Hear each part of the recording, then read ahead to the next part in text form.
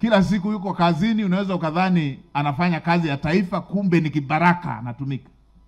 Wengine wapo kwenye vyama vya siasa hivyo hivyo, kila siku unadhani anafanya kazi ya demokrasia, kumbe kibaraka anatumika.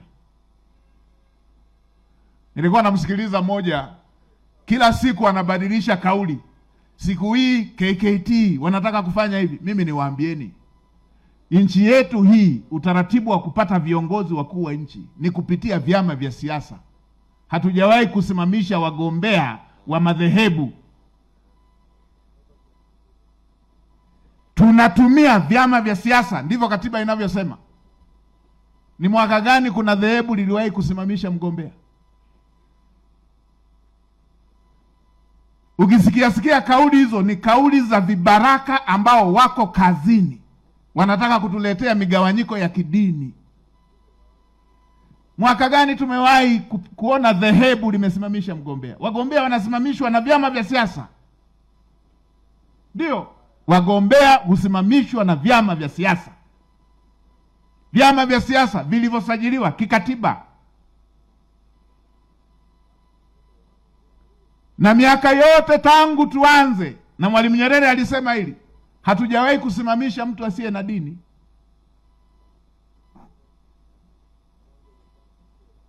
Sasa ya mambo ya madhehebu mwaka huu yanaanzia wapi kama si kazi za vibaraka walioko kazini?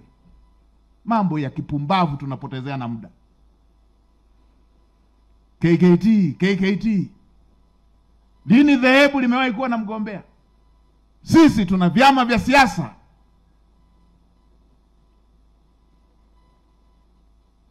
Ndio. Na katiba inasema vyama vya siasa ndio vitasimamisha wagombea.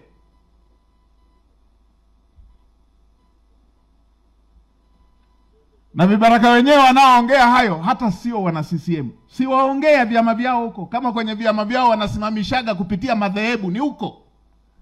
Mimi nilishakuwa naibu katibu mkuu wa chama hiki. Najua mambo ya viongozi ndani ya chama chetu yanatumia chama cha siasa. Chama chenye heshima. Ukiwa na chama chenye heshima, unaongeleaje madhehebu? Mambo ya kijinga yakaachwa yakarudiwa huanza kuonekana kwamba ni mambo ya maana. Haya lazima tuyakatae kila dakika. Ndio.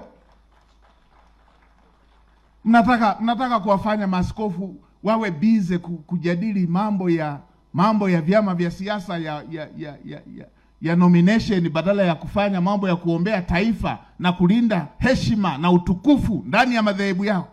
KKT.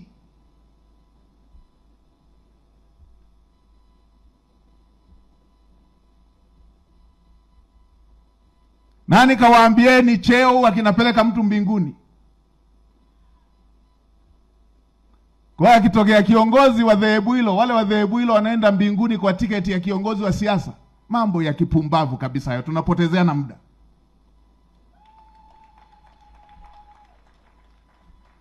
Jana nimesikia lingine, huyu ni mgombea wa rais.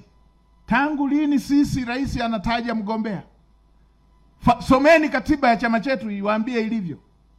Na mjumbe wa kamati kuu yuko hapo. Hiki ni chama chenye misingi. Hiki sio chama cha briefcase.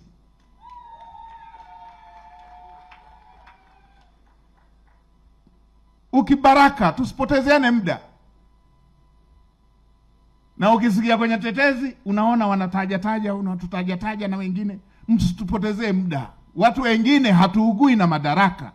Tunaugua na kutatua shida za watu.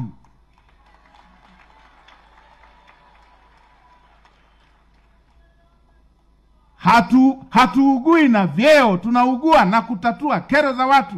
Cheo sio msingi, msingi ni huduma kwa watu.